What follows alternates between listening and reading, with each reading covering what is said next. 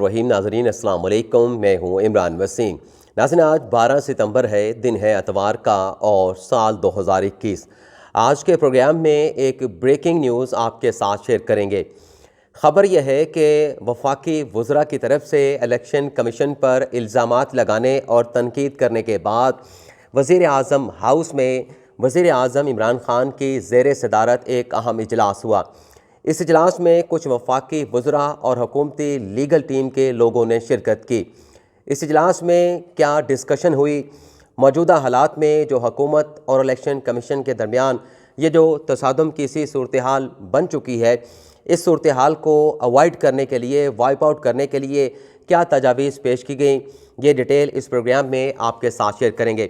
इसके अलावा आप नाज़रीन को यह भी बताएंगे कि इलेक्शन कमीशन वो वफाकी वज़रा जिन्होंने इलेक्शन कमीशन पर इल्ज़ामात लगाए, इलेक्शन कमीशन को तनकीद का निशाना बनाया, उन वज़रा के ख़िलाफ़ इलेक्शन कमीशन किस किस्म का एक्शन लेने का इरादा रखता है, क्या करने जा रहा है, ये डिटेल भी आपको बताएंगे। लेकिन इन दोनों इशूज़ पर गुफ्तगू का आगाज़ करने से पहले मैं आप नाज़रीन को एक छोटा सा सदीक जान का क्लिप है, ये क्लिप आपको सुनाना चाहूँगा। तो ऑनलाइन उनको इजाजत दी जाए, लेकिन ताज हैदर साहब का यह था कि क्योंकि मैंने कामरान मुर्तज़ा को भी इजाजत नहीं दी तो इसलिए मैं किसी और मेंबर को भी इजाजत नहीं दूंगा। और दूसरा यहाँ पर यह भी आपको बता दूं कि जो ताज हैदर साहब के हवाले से ये हुकूमती वज़रा का इल्ज़ाम है कि वो शायद उनको बहुत ज़्यादा कसूरवार ठहराया जा रहा है, लेकिन वहाँ पर जो रिपोर्टर्स मौजूद थे या जो इससे पहले इस कमेटी को कवर करते रहे, उनका कहना है कि ताज हैदर साहब गो कि उनका ताल्लुक पीपल्स पार्टी से है, लेकिन वो इस कमेटी को बेहतर अंदाज में कंडक्ट करते हैं। ये इल्ज़ाम उन पर गलत है कि वो पता नहीं कोई बहुत ज़्यादा जानिबदार हैं और ठीक तरह से जो है वो कमेटी को जो है वो नहीं चलाते। अब आ जाते हैं इस बात पर। ये नाज़रीन सदीक जान का क्लिप है, इसमें उन्होंने कुछ बातें की हैं, तस्दीक कर रहे हैं, तस्दीक नहीं कर रहे। इस पर आगे चल के मैं कहना क्या चाह रहा हूँ वो आगे आप नाज़रीन को बताएंगे। तो अब बात कर लेते हैं कि वज़ीर आज़म हाउस में ये जो मुलाकात हुई, इस मुलाकात में क्या डिस्कशन हुई। नाज़रीन, कब जुमे के रोज़ जब कायमा कमेटी पार्लिमानी अमूर की कायमा कमेटी बराए पार्लिमानी अमूर का इजलास हुआ, जिसमें इलेक्ट्रॉनिक वोटिंग मशीन और ओवरसीज़ पाकिस्तानियों को वोटिंग राइट देने और सेनेट के इंतखाबात को ओपन बैलेट से कराने की जब तजावीज़ को मुस्तरद कर दिया गया, तो उसके बाद वफाकी वज़रा जिसमें बाबर अवान साहब हैं, जिसमें फवाद चौधरी साहब हैं और आज़म सवाती शामिल थे, उन्होंने प्रेस कॉन्फ्रेंस की थी। इस प्रेस कॉन्फ्रेंस के बाद जुमे के रोज़ ही वज़ीर आज़म इमरान ख़ान ने एक अहम इजलास तलब किया। इस इजलास में वफाकी वज़रा भी थे, मैं उनके नाम नहीं बताऊँगा क्योंकि सोर्सेज से मैंने बात करके ये ख़बर हासिल की है। अगर मैं नाम बताना शुरू करूँगा तो शायद मेरा जो सोर्स है वो डिस्क्लोज़ हो जाए। लीगल टीम के लोग भी मौजूद थे। इस मुलाकात के हवाले से जो हमें रुएदात पता चली है, उसमें एक तो ये कहा गया है कि ये जो कुछ भी हुआ है इसका नुकसान जो है वो हुकूमत को होगा। अगर इस तरह से कन्फ्रंटेशन हुकूमत और इलेक्शन कमीशन के दरमियान रहेगी तो इसका फ़ायदा ना हुकूमत को होगा, ना पाकिस्तान की आवाम को होगा, ना ओवरसीज़ को पहुँचेगा। तो पहला उसमें जो डिस्कशन की गई, जो पहला नुक्ता जिस पर बहस की गई, जो तजवीज़ पेश की गई कि इस सारे मामले में इलेक्शन कमीशन के साथ तसादम की बजाय हमें इलेक्शन कमीशन को इंगेज करना चाहिए। जो इलेक्शन कमीशन के एतराज़ात हैं उन्हें एड्रेस होना चाहिए और जो इलेक्शन कमीशन के ऐसे एतराज़ात हैं जो हुकूमत समझती है कि गैर मुनासिब है, उस पर इलेक्शन कमीशन को हमें जो है वो राज़ी करने की, इलेक्शन कमीशन को कन्विंस करने की कोशिश करनी चाहिए। बताया गया इस इजलास में कि इजलास में ये बात हुई कि अगर यकतरफ़ा तौर पर पार्लियामेंट के मुश्तरका इजलास में हम अगर ये कानून पास भी करवा लेते हैं तो इसकी कोई सेंक्टिटी नहीं रहेगी। यकतरफ़ा तौर पर कानून साजी को जो अपोजिशन की जमातें हैं वो भी तस्लीम नहीं करेंगी। दूसरी बात ये हुई, बल्कि पहली बात में ये भी बात शामिल थी कि अगर हम ये लेजिस्लेशन कर लेते हैं सादा अक्सरियत के साथ, तो एक तो इस लेजिस्लेशन को हो सकता है कि आइन के और कानून के मुतसादम होने की बुनियाद पर जो है वो आला अदालतों में, हाई कोर्ट में या सुप्रीम कोर्ट में चैलेंज कर दिया जाए। तो इस सूरत में हुकूमत के लिए इस जुडिशल फोरम के ऊपर इसका दिफा करना जो है मुश्किल हो जाएगा। दूसरी बात यह की गई कि अगर सादा अक्सरियत से कानून पास होने के बाद कोई चैलेंज नहीं करता, लेकिन जो सियासी जमातें हैं, जो स्टेक होल्डर्स हैं, जो अपोजिशन में बैठी हैं, वो अगर इस सारे प्रोसेस का, इलेक्शन के अमल का बाइकआउट कर देती हैं, तो पाकिस्तान तहरीक-ए-इंसाफ खुद से 2023 का इलेक्शन अकेला नहीं लड़ सकेगी जब दूसरी सियासी जमातें बाइकआउट कर जाएंगी। दूसरी इसमें बात नाज़रीन ये की गई कि हुकूमती वज़रा से कहा गया कि आप, मैं अंग्रेज़ी का लफ्ज़ इस्तेमाल करूँगा कि होल्ड योर हॉर्सेस, यानी आप इलेक्शन कमीशन पर अगर आपने कोई बात करनी है, तनकीद करनी है, तो जो अल्फाज का इस्तेमाल है वो मोहतात अंदाज में करें।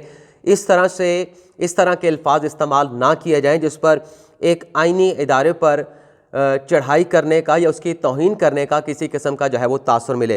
तीसरी बात यह की गई, बल्कि उसमें यह भी कहा गया कि इलेक्शन कमीशन एक आइनी इदारा है, हमें सोच समझ कर जो है वो इलेक्शन कमीशन पर तनकीद करनी चाहिए। तीसरी बात यह की गई कि जो भी सूरत हाल अब पैदा हो चुकी है इसे हमें कंट्रोल करना चाहिए, और उसमें प्रपोज़ल ये पेश किया गया कि पसे पर्दा रह के, बिहाइंड द कर्टन रह के हमें इलेक्शन कमीशन को इंगेज करना चाहिए। इलेक्शन कमीशन के साथ मामलात को बिगाड़ने की बजाय हमें सुलझाना चाहिए। तो ये नाज़रीन इजलास हुआ वज़ीर आज़म इमरान खान की ज़ेर सदारत। उसमें और भी बहुत बातें हुई, लेकिन अपने सोर्स को प्रोटेक्ट करने के लिए वो बातें मैं नहीं बता सकता। अब आ जाते हैं कि इलेक्शन कमीशन क्या करने का इरादा रखता है उन वज़रा के ख़िलाफ़ जिन्होंने इलेक्शन कमीशन पर तनकीद की, उन पर इल्ज़ामात लगाए। एक तो बताया जा रहा है कि जैसे कि आपको भी पता है कि पीर के रोज़ जो है चीफ इलेक्शन कमिश्नर ने इजलास तलब कर लिया है। जो मेंबरान है इलेक्शन कमीशन के उन्हें बुला लिया गया है। कुछ लोगों का तो ये कहना है कि इस इजलास में कोई सख्त इक़दाम जो है वज़रा के ख़िलाफ़ जो है उठाया जाएगा, लेकिन मोस्टली जो लोग हैं, जो कानूनी माहिरीन हैं, जो इस सारी सूरत हाल को समझते हैं, उनका यह कहना है क्योंकि ज़बानी कलामी जो है ये तनकीद वफाकी वज़रा की तरफ से की गई है, तो ज़बानी कलामी कोई रिस्पॉन्स जो है वो इलेक्शन कमीशन की जानिब से जो है वो हुकूमती वज़रा के तनकीद पर, इल्ज़ामात पर जो है वो दिया जाएगा। साथ में कुछ लोगों का ये भी कहना है कि पॉसिबिलिटी ये भी है कि इस इजलास के बाद ये मामला जो है वज़ीर आज़म इमरान खान को रेफ़र कर दिया जाए कि वज़ीर आज़म जो है अपने वफाकी वज़रा के ख़िलाफ़ एक आइनी इदारे पर तनकीद करने पर खुद से जो है जो एक्शन लेना चाहते हैं वो एक्शन लें, और ये मामला वज़ीर आज़म इमरान खान को भिजवा दिया जाएगा। इलेक्शन कमीशन के ज़राए नाज़रीन ये बताते हैं कि हमने जो एतराज़ात उठाए वो एतराज़ात हमने खुद से नहीं जो है वो उठाए, बल्कि ये एतराज़ात और अपनी राय देने के लिए पार्लिमानी अमूर की वजारत की तरफ से हमें ख़त लिखा गया था कि आप सेनेट की पार्लिमानी कमेटी में जाएं और जो भी आपकी ओपिनियन है आप अपनी राय का इजहार करें। तो इलेक्शन कमीशन का कहना है कि हमने तो जाकर अपनी राय का इजहार कर दिया, हम अपने जो एतराज़ात थे वो इम्पोज़ नहीं करने जा रहे थे। ज़ाहिर सी बात है, इलेक्शन कमीशन के ज़राए का कहना है कि लेजिस्लेशन करना जो है वो हुकूमत का अख्तियार है, पार्लियामेंट का अख्तियार है। पार्लियामेंट जो भी लेजिस्लेशन करेगी उस पर हुकूमती इदारों को अमल करना होगा।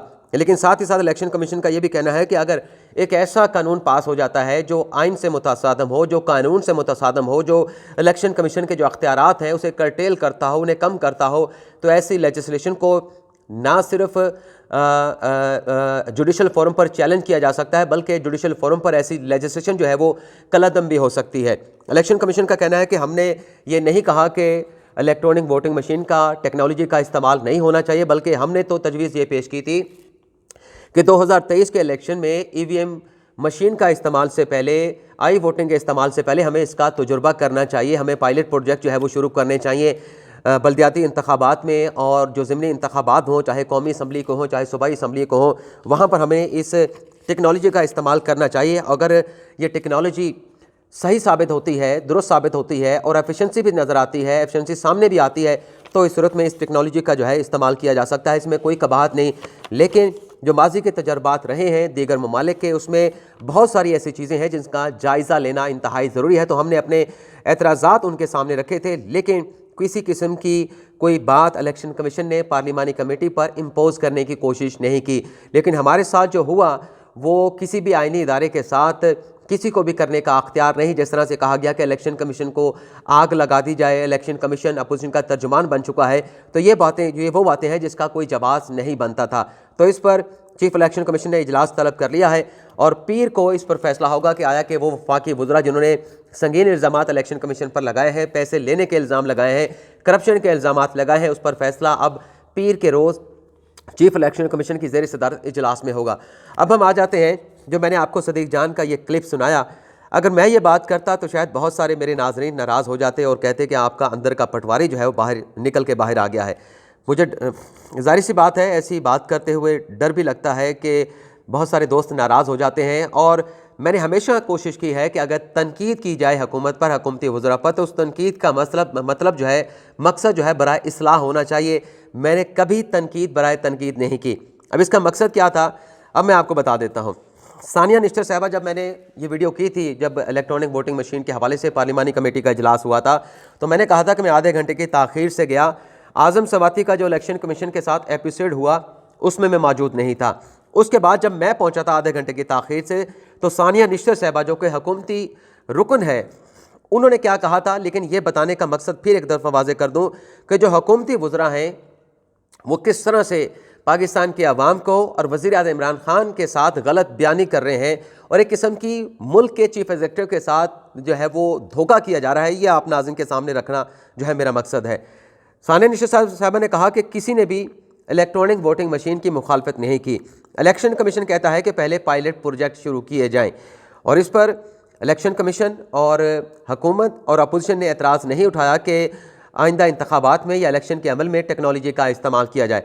अब ये हुकूमती जो वज़ीर है, ज़ाहिर सी बात है, सानिया निश्चर साहबा को जो डेजिग्नेशन दिया गया है और उसके साथ जो नोटिफिकेशन था उसमें कहा गया था इनका जो दर्जा होगा वो वफाकी वज़ीर का होगा। अब इसमें ताज हैदर साहब जो कि इस कमेटी को चेयर करते हैं, उन्होंने कहा कि मेरे ख्याल से हमें आगे बढ़ना चाहिए। इलेक्शन कमीशन के एतराज़ात अपनी जगह पे, लेकिन हमें इस मसले का हल निकालना है कि हम इलेक्शन के प्रोसेस में टेक्नोलॉजी का इस्तेमाल किस तरीके से कर सकते हैं। ताज हैदर साहब ने एक और बात की कि मैं इस मसले को लेके सारी रात सो नहीं सका और मैं ये सोचता रहा कि इस मसले का हल क्या हो सकता है कि मुतफ़िक़ा तौर पर इस पार्लिमानी कमेटी से इस कानून को अप्रूव किया जाए। ताज हैदर साहब ने कहा कि एक तजवीज़ हुकूमत की तरफ से आई कि बायोमेट्रिक जो सिस्टम है वो इम्पोज़ किया जाए, वो लगाया जाए इलेक्ट्रॉनिक वोटिंग मशीन के साथ, और साथ साथ एक तजवीज़ ये भी आई है कि बायोमेट्रिक के साथ जो बैलेट पेपर है उसकी स्कैनिंग कर ली जाए। तो इस तरह का एक टेक्नोलॉजी का इस्तेमाल करके इस प्रोसेस को, इलेक्शन की शफाफियत को जो है वो बेहतर बनाया जा सकता है। लेकिन इस पर हमने देखा कि हुकूमती वज़रा ने कोई जवाब नहीं दिया और बाबर अवान बार बार इंसिस्ट करते रहे कि मेरा मौक़िफ़ जो है वो ले लिया जाए। तो ये बात मैं आपको इसलिए करना चाह रहा था कि ताज हैदर साहब किस तरह से करके कंडक्ट कर रहे थे। जब जुम्मे के रोज़ प्रेस कॉन्फ्रेंस वफाकी वज़रा ने की, तो एक बात वज़रा ने यह कही कि हमारी अक्सरियत थी, लेकिन अक्सरियत के बावजूद जो है ये जो तरमीम है इन्हें मुस्तरद कर दिया गया। तो मैं यहाँ पे क्लियर करना चाहूँगा कि उस रोज़ हुकूमत की अक्सरियत नहीं थी। हुकूमत के पास 5 लोग उस इजलास में शरीक थे। वो 5 लोग कौन थे वो भी आपको बता देता हूँ। उसमें आज़म सवाती साहब थे, उसमें सानिया निश्चर साहिबा थी, अली ज़फ़र थे, वलीद इकबाल साहब थे और एक ख़ातून रुकन थी। अगर ये पाँच लोग शरीक थे, वलीद इकबाल साहब, अली ज़फ़र, सानिया निश्चर, अली मोहम्मद ख़ान और आज़म सवाती, ये 5 लोग शरीक थे। और जो अपोजिशन के लोग थे उसमें फ़ारूक हैदर, फ़ारूक नाइक, आज़म नज़ीर तारड़, मुस्तफ़ा नवाज़ खोखर, कामरान मुर्तज़ा, साजिद मीर और एक ख़ातून रुकन जिनका नाम शायद आबिदा मोहम्मद इस तरह से करके था, वो मौजूद थी। तो ये 6-5 का रेशो था, उन्हें मुकम्मल जो है वो अक्सरियत हासिल थी। और उसके साथ साथ ताज हैदर साहब का वोट भी अपोजिशन को मिलना था अगर हुकूमत और अपोजिशन के वोट जो है अगर बराबर हो जाते हैं। समीना मुमताज़ के हवाले से जो कंट्रोवर्सी कामा कमेटी के इजलास में पैदा हुई या खड़ी हुई, उस पर भी आप नाज़रीन को बता देते हैं। हुकूमत ने मुतालबा किया कि उनको वीडियो लिंक के ज़रिए ले लिया जाए, लेकिन ताज हैदर साहब ने कहा, बल्कि उसकी वजाहत तो बड़े अच्छे अंदाज में सदीक जान कर चुके हैं, लेकिन फिर भी अपोजिशन के अरकान राज़ी थे कि वीडियो लिंक पर लेना है। हुकूमत के लोग ये कह रहे हैं कि वो ख़ातून रुकन जो है इस्लामाबाद में मौजूद हैं, लेकिन हमारा ये कहना है कि हुकूमती अरकान गलत बयानी कर रहे हैं। वो ख़ातून हमारे अराउंड में मौजूद नहीं, क्योंकि हुकूमती अरकान कह रहे थे कि वो अराउंड में मौजूद है, उनकी तबीयत नासाज है, पार्लियामेंट लॉजेस में मौजूद है, उन्हें वीडियो लिंक पे ले लिया जाए। लेकिन अपोजिशन के अरकान ने चैलेंज करके कहा कि पहले ये तसल्ली कर लें कि आया कि वो ख़ातून सेनेटर समीना मुमताज़ इस्लामाबाद में मौजूद भी हैं या नहीं। फ़ारूक एच नाइक ने कहा कि वो ख़ातून कराची में नहीं, आप पहले कमेटी एक बंदा भेज के ये तसल्ली करवा ले कि आया कि वो इस्लामाबाद में मौजूद है, इस्लामाबाद में मौजूद हैं तो बेशक वीडियो लिंक पे ले लें। तो आज़म सवाती ने कहा कि नहीं, बंदा नहीं भेजना चाहिए, उस खातून को वीडियो लिंक के ज़रिए उनसे पूछ लें कि वो कहाँ पर मौजूद है। तो ये चीज़ें आप नाज़रीन के मैंने सामने रखनी थी। तो आपसे इजाज़त चाहते हैं। अल्लाह हाफ़िज़।